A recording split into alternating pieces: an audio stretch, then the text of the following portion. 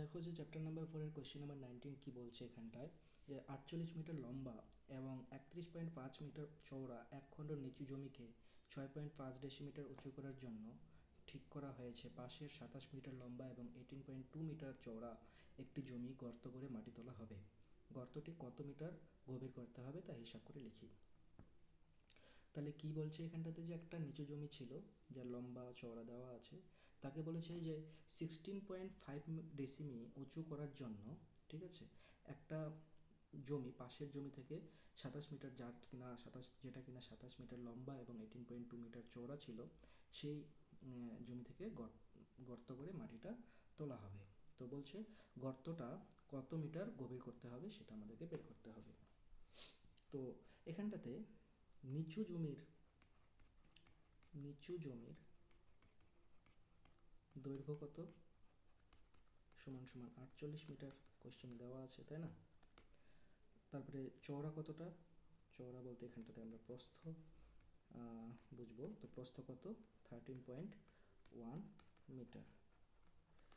কত মিটার উচ্চতা উঁচু করতে হবে, 16.5 ডেসিমি। তাহলে উচ্চতা কত, উচ্চতা সমান সমান 6.5 ডেসিমি।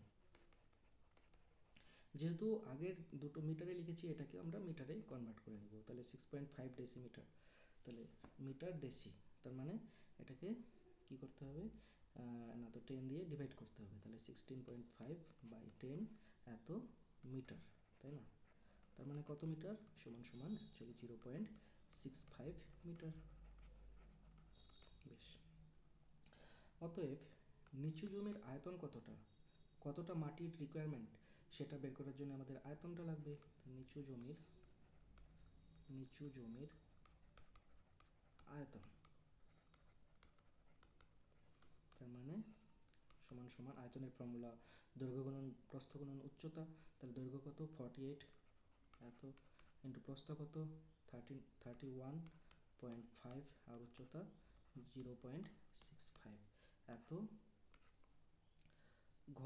ঘনমিটার, তাই না? ঘনমিটার।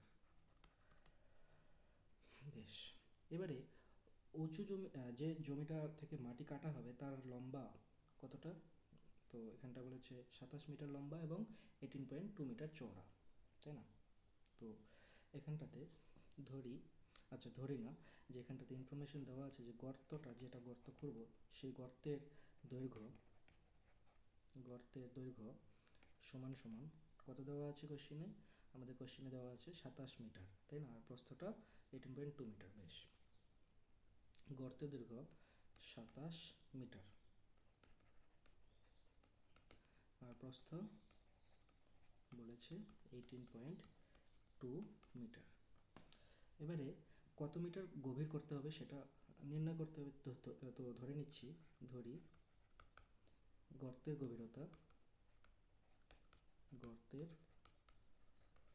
গভীরতা সমান সমান এইচ মিটার।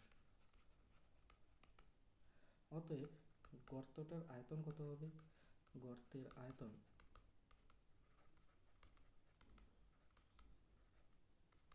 সমান সমান 27 multiplied by 18.2 multiplied by H এত ঘনমিটার, তাই না? ঘনমিটার।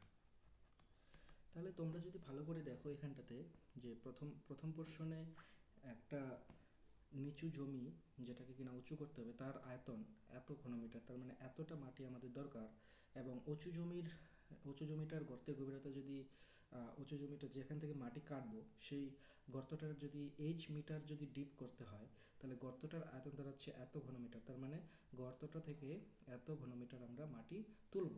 তাহলে নিচু জমির আয়তন আর হচ্ছে গর্তের আয়তনটা সমান হবে, তাই না? তো শর্ত অনুযায়ী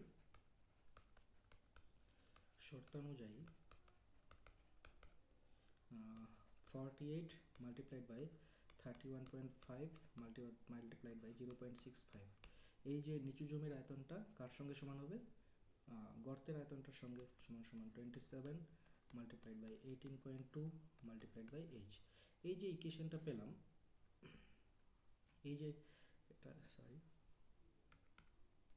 মাল্টিপ্লাইড বাই এইচ, এই যে ইকুয়েশনটা পেলাম, এই ইকুয়েশন থেকে এইচ এর মানটা আমরা পেয়ে যাব, তাই না?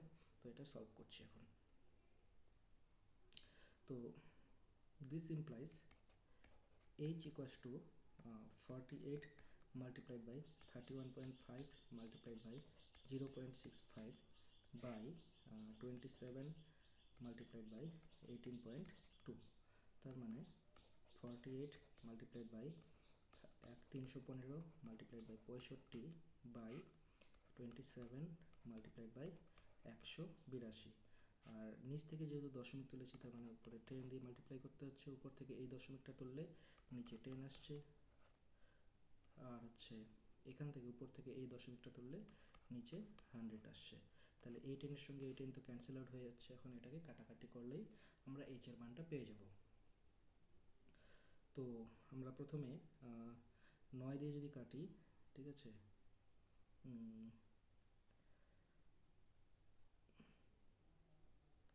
9 দিয়ে কাটলে এটাকে 9 দিয়ে কাটলে কত পাচ্ছি, 3 9 27, তাহলে 45, 5 9 45 আর 3 9 27। ওকে, 3 দিয়ে যদি আমরা 48কে কাটি, তাহলে 3 একে 3, 3 6 18, 16 পাচ্ছি। বেশ, এবারে যদি আমরা 2 দিয়ে কাটি, তো এটা হচ্ছে 9 দুগুণে 18, 2 একে 2 কেটে যাচ্ছে এটা, আর এটা 2 দিয়ে কাটলে আমরা পাচ্ছি 8।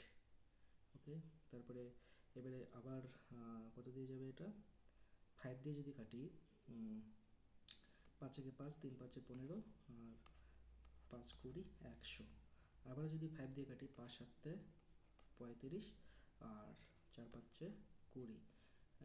7 দিয়ে যদি কাটি 91কে, তাহলে 7 একে 7, 3 7 21, 13 13 ক্যান্সেল আউট, আর 4 দিয়ে 8 কাটলে থাকছে 2, তাহলে সমান সমান কাটাকাটি করে পাচ্ছি আমরা 2। তাহলে অতএব এখানটাতে আমাদের যে বলেছে গর্তের গভীরতা আমরা যে ধরে নিয়েছিলাম h মিটার, তাহলে h এর মান কত বেরোলো, 2। তাহলে অতএব নির্ণেয় গর্তের গভীরতা, অতএব নির্ণেয় গর্তের গভীরতা সমান সমান 2। আমরা ইউনিটটা কি নিয়েছিলাম এখানটায়, যেহেতু ইউনিটটা আমরা এখানটাতে মিটার নিয়েছিলাম, তাহলে এখানটাতে লিখতে হবে 2 মিটার। এটাই অ্যান্সার। Thank you.